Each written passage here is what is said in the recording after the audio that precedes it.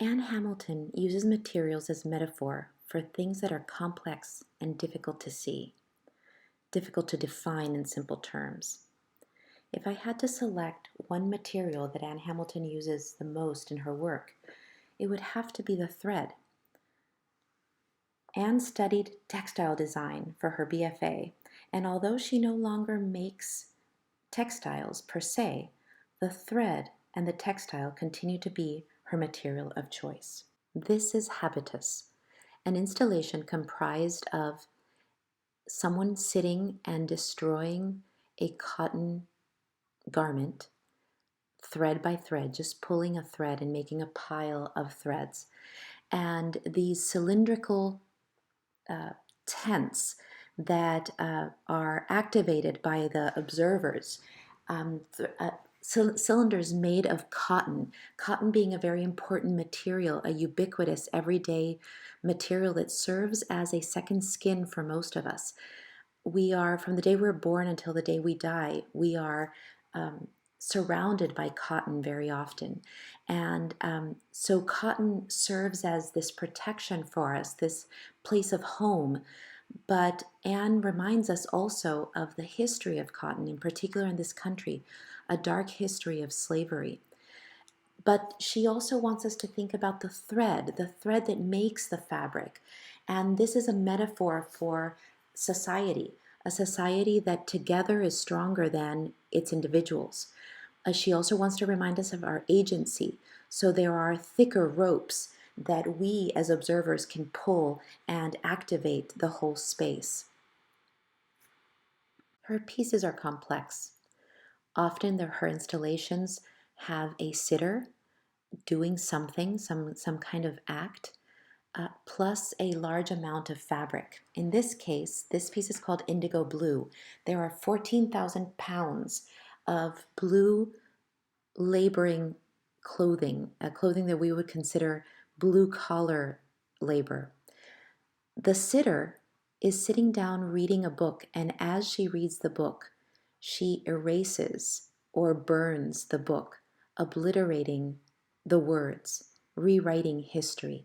Again, the thread, not only the thread of the fabric, but now the thread of history and the thread of text.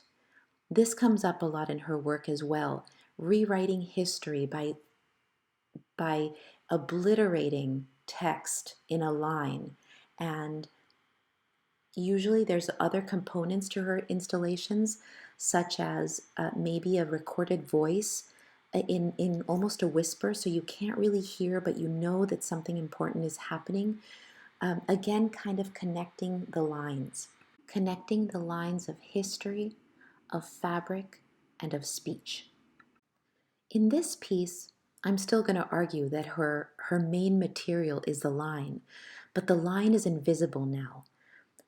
As you enter the gallery, a fine misting of fuchsia powder is seeping through the ceiling, and slowly you see that there's Braille written on the walls. The Braille is the inaugural address, Lincoln's second inaugural address, reminding us again of the speech, the line of speech, the line of the voice, our history.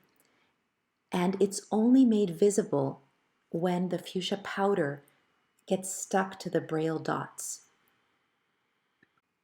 This is my favorite of Anne Hamilton's pieces. This is called The Event of a Thread.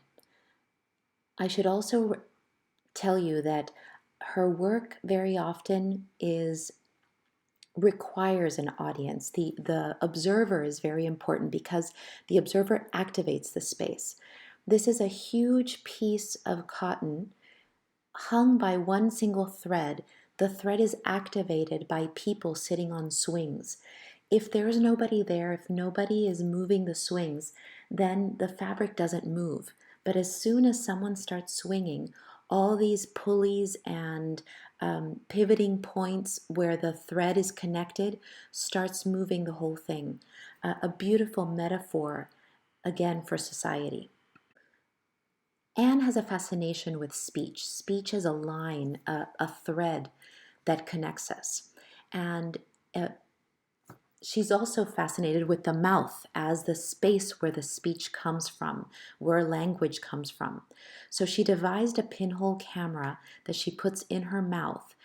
She opens her mouth to expose the film and takes pictures of people in this fashion. Of course, the mouth creates a frame for the image. And in this frame, it very much looks like an eye, and the image of the person looks like the pupil of the eye.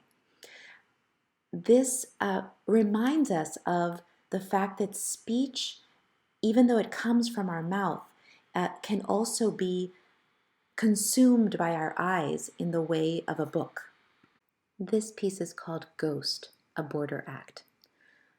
For Anne, it's also very, very important to choose location.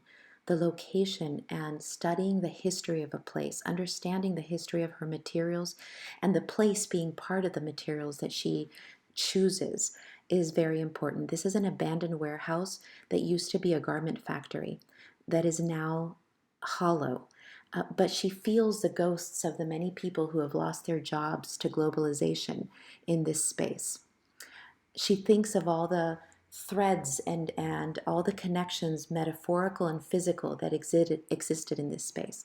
So she created two separate spaces within this space, um, encircled by organza. In one of the spaces, there is a video playing of a line made by a pencil. In the other space, there's a video playing of a thread being sewn into a garment, reminding us again of the importance of the simple line, the simple thread that joins us all.